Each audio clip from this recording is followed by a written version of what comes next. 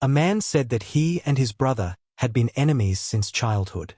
Even when they grew up, their enmity did not end.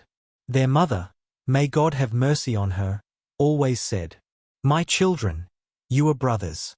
You have no one except each other. People may support you, but in the end, they are only people. A brother is always a brother." Their father, may God have mercy on him, was always displeased with them. He spoke to them formally, and the reason for his displeasure was their mutual enmity. He often told their mother, "May God guide them. A day will come when they will realize the value of being brothers and will remember my words. When one of them is in pain, he will call out brother, not friend or companion." Days passed. Both brothers got married, but their enmity only grew. When their wives gathered in their father's house, arguments would break out. Their parents were deeply troubled, fearing that if they supported one, the other would be upset. Life went on this way. Then their mother passed away, and 5 years later, their father also died. They sold their father's property and each took his share. After that, they lost contact. Their children grew up, and even if they met somewhere, they would not recognize each other. One day came that changed the man's world. He had invested in the stock market and lost everything. His condition became very bad. He was diagnosed with diabetes, and due to daily worries, he suffered a stroke and lost the vision in his right eye. All his wealth was gone in a moment of greed.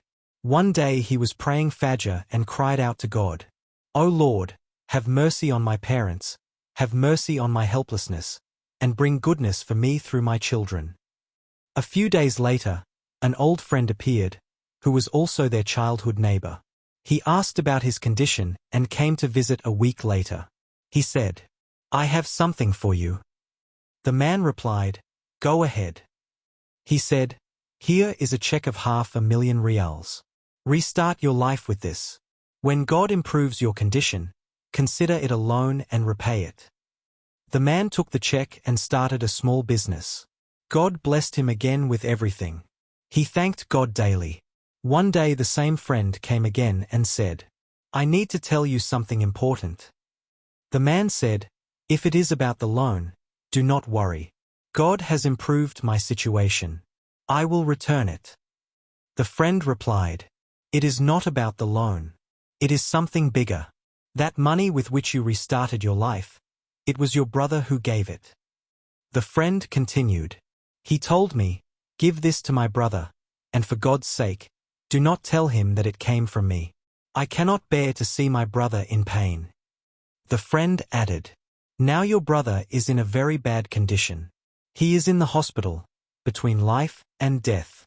Go meet him, seek forgiveness. He loves you very much." The man rushed to the hospital, tears of years of enmity flowing from his eyes. He held his brother's hand, kissed his forehead, and said, "Forgive me." His brother opened his eyes, looked at him, tears rolled down. He placed his brother's hand on his chest, and took his last breaths. His brother passed away in his hands. He had been waiting for him. Now he visits his brother's grave every Friday, weeps, and remembers his mother's words. "My children, you are brothers." Truly, his mother was right. In his time of hardship, no one stood with him except his brother. Message of the story. A brother is that bond which comes to mind first in times of hardship. Childhood fights, youthful ego, and the business of life often distance us from such a precious relationship. We think people are with us, but when pain strikes, the voice that comes out is, "Brother." Remember, a brother is that shade who silently aches for you, that hand which catches you before you fall. If your brother is alive, embrace him today, forgive him, reconnect with him. Tomorrow is not guaranteed, because a brother has no replacement.